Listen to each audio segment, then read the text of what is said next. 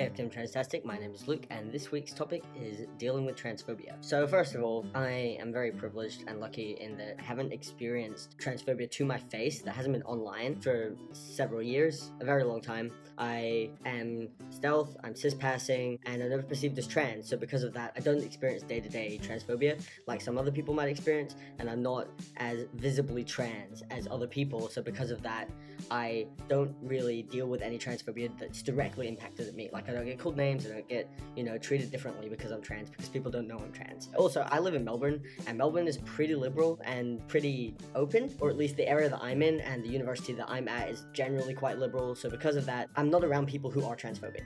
And in general, people that I know aren't transphobic. So that's something that first I want to point out about this video. When it comes to these topics, every single trans person is different, and everyone experiences transphobia in different ways. The transphobia that I would experience is like minuscule compared to the transphobia that other trans people may experience and that do experience every day. I don't feel scared for my safety and all that sort of stuff.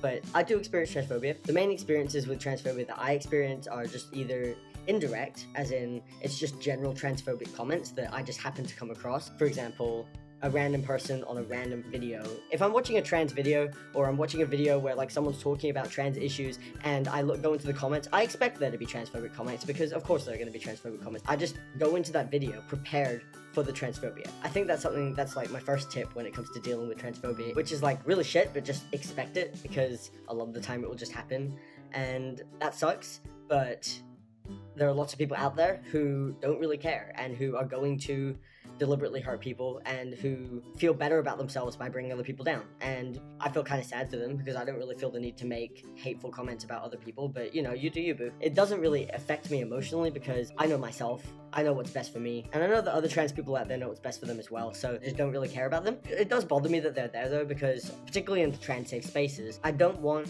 young people who are coming to terms with their transition to be exposed to people just being vile to them and feeling like that's what they have to expect. But for me, I'm at a point in my life where it doesn't bother me, and that's just because I'm just so used to it. I'm like, that sounds really sad. I just expect it to be trash and I just ignore it, But when it comes to things like randomly on Facebook, like I was on a video about like a cat or something like that, and then someone makes it about trans things. That's the transphobia that really bothers me. That's the stuff that really gets to me. It's like all these transphobic people seem to love making it about trans people.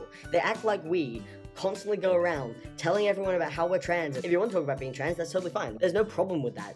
But it's like this general like stereotype that trans people go around like shoving their genders down people's throats. Like, oh, you called me the wrong pronouns, you called me the wrong man. And it's like most of the time people aren't like that. Like back when I was being misgendered, I would kind of just very awkwardly and quietly be like, oh, it's he, or I wouldn't say anything at all. And that's what I found most trans people are like. It's not like we're all super aggro and we're just gonna get pissed off at people for calling us the wrong pronouns. Most people don't do that anyway. But it's like this stereotypical idea that people are gonna do that. And it's just stupid because I'm not the one that's making it about being trans. It's always these random people that decide that they want to make it about being trans.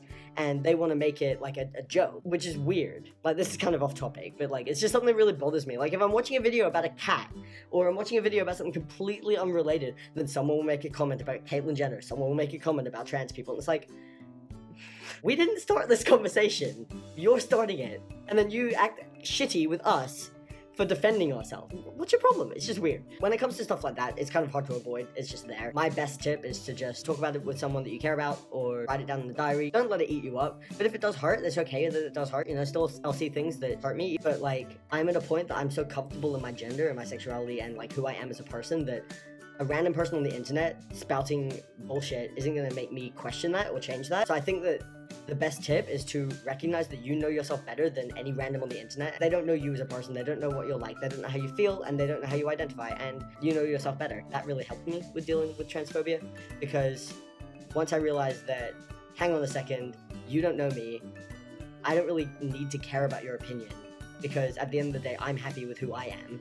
That was the best thing, because that completely takes away their power. If you just don't care about it, or if you're apathetic about their comments, like, okay, cool, you can feel that way, I don't really care about your opinion, that's more powerful than you arguing with them about it. Because if you just sort of just ignore it and shrug it off, which is much easier said than done, like I will admit that it took me a very long time to get to that point, and I've been transitioning for about 6 years now, so it's not like it's just been an overnight, oh, yeah, okay, I just don't really care about transphobia. But once you kind of don't give them that power, they shut up. And obviously that's not the same with everything, that's just, with parsing interactions. And when it comes to someone that's constantly being transphobic towards you, that's a little bit more difficult. You can't just let it slide all the time, particularly if it's someone that you're close to. But that's a little bit of a different topic, and I don't really want to talk about that because I feel like other people are going to be talking about that as well. But yeah, so in general, just be prepared for it. If you are affected by it, don't go to a place where you think that there may be potential transphobic comments, like for example the comment sections of controversial videos about something to do with being trans. Particularly if you look at the dislikes, if there are lots of dislikes, there are generally lots of transphobic people there. Just be mindful of what comments you're going into, because some of them are pretty foul. If you are a creator, or if you have the power to delete those comments, don't be afraid to do that. Like, I delete the transphobic comments all the time because I don't want ignorance and transphobia to be there. So for my videos, on my personal channel at least, and on Transtastic, the more vulgar comments I usually delete because it's not productive having people being just spiteful and rude. If you have the ability to stop the conversation, that's not being weak, that's not responding to an argument, that's just you taking care of yourself. There's no point giving them what they want. They want the attention, they want you to argue who you are, they want you to argue them so that they can feel better and they can feel like they are in the right. But really, it's not about right or wrong, it's about you as a person and how you feel, and you don't owe anyone anything. You don't need to respond to someone. If you want to, then go ahead, and if you're having a respectful disagreement or conversation, that's completely different. I'm all for general conversations, but when it comes to people just being transphobic, don't feel the need to respond. You don't have to respond. You can just ignore it. You can just delete it. There's nothing wrong with that. But usually, like, if I see something that's just random, I just talk to someone I care about, or I write it down, or I'll maybe make an angsty post on Tumblr or something. As long as I get it out there,